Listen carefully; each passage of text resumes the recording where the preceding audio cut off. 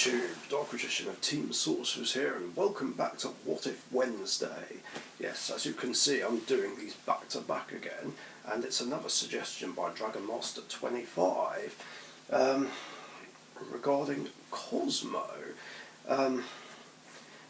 What if Kozmo was my favourite and signature deck? Now, once again, I must specify that in the real timeline, I hate Kozmo. Probably even more than Dark World and Time Lords. Because all it ever does is OTK. That's pretty much it, and I hate OTK decks. Or even if they don't, then I get stuck behind the untargetable ships.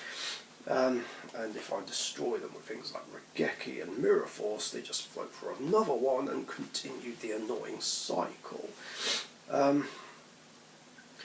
But obviously in this timeline, I don't hate them. So yeah, they become a favourite like as soon as they came out in Clash of Rebellions. I'd still be getting boxes just because of the Red Eyes support. But it would make me want to pick up Kozmo, and even though there wasn't a lot to work with, Forerunner would be the favourite and Ace Monster since it's the strongest one. And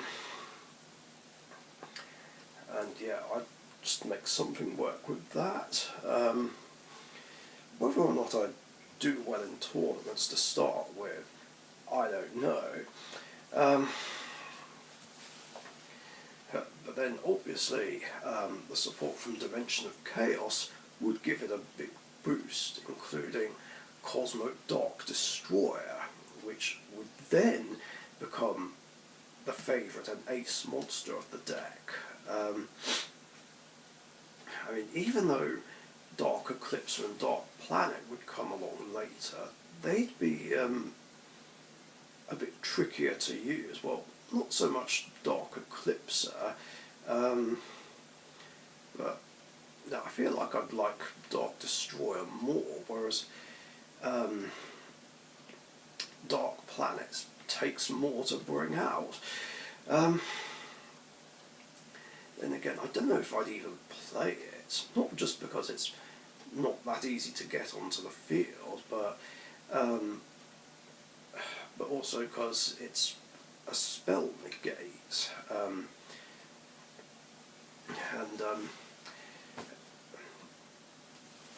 it would just be too much like Naturia Beast and Hope Harbinger.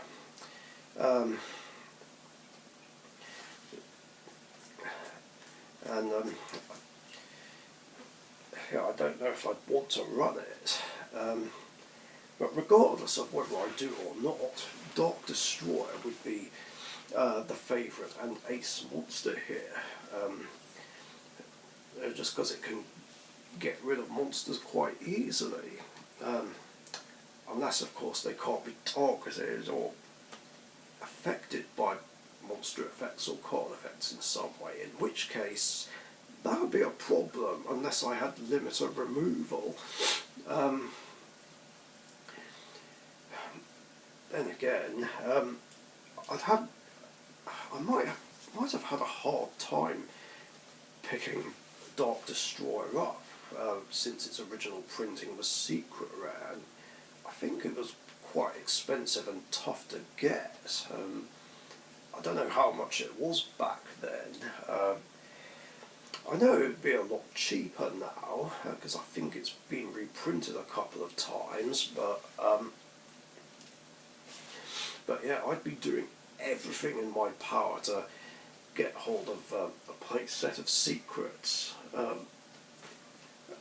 Mind you, I don't think it would have been that much of a problem because of my old work hours. But yeah, eventually I'd be able to pick them all up, and I'd probably be doing quite well in tournaments because yeah, they were in the meta at the time. So yeah, I'd have a lot more success, at least back then, just like with Dark World. Bricking would be an issue, but yeah, it doesn't always brick, but I just try and find ways around it. Even with things like hand destruction, trading, or what have you.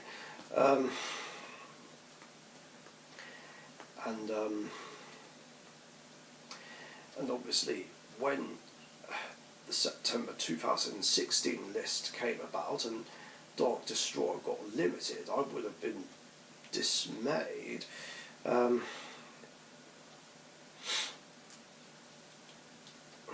mean, then again, I hated that ban list anyway, but I would have hated it even more. But yeah, I'd still stick with Kozmo, but just make do with just the one, and maybe run more copies of the high levels. Maybe 3 Forerunners and 2 or 3 Dark Eclipses. Yeah, that would be what I'd do. There'd be no reason for me to play trading though, since Dark Destroyer is the only level 8. And then of course when it went to 2 and then 3, I would have been jumping for joy. Excuse me, but yeah, I would have stuck with it. A true Draco wouldn't have been an issue again. Zodiacs wouldn't have been an issue because Dryden can't do shit to my high level monsters.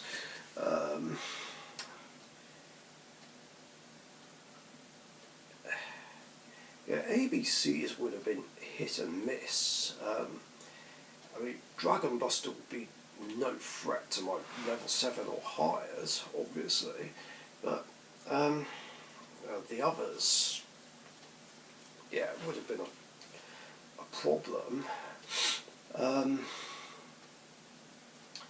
But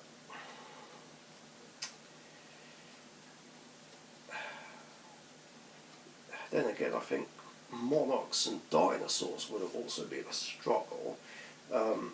Monarchs because of the Monarch Stormforth, and Dinosaurs because Ultimate Conductor Tyranno can play around them again. Yeah, because it can flip all the monsters face down and just, you know, do a non-targeting send to the grave kind of deal when it attacks. So I'd need to find ways to try and specifically counter them. Hell, I'd even stick with Kozmo even into Rain's era. Because again, Kozmo doesn't heavily rely on the extra deck.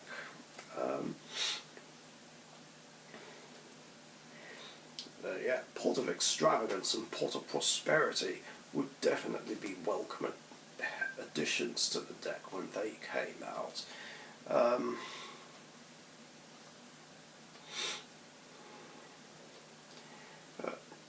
Yeah, other than that, it's hard to say how it would have done against any competitive decks afterwards.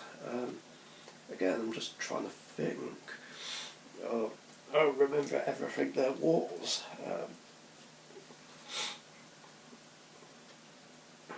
I guess Tier Elements, Sprite and Flunderies would have still been an issue. Maybe not so much Flunderies. I don't know. But yeah, it's a bit hit and miss, really. But yeah, if I was having more success in tournaments with Kozmo, then there'd be no reason for me to quit tournaments and quit current format. Or if I did, yeah, more modern decks just outpaced it, or I just bricked too much, then I probably would just end up quitting tournaments. Probably not current format though.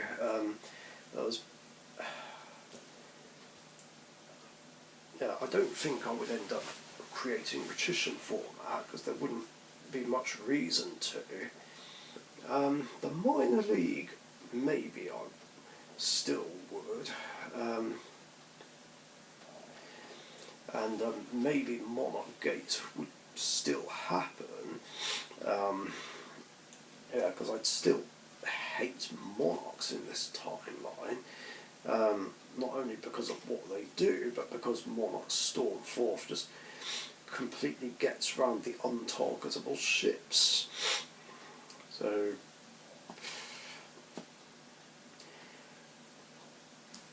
yeah,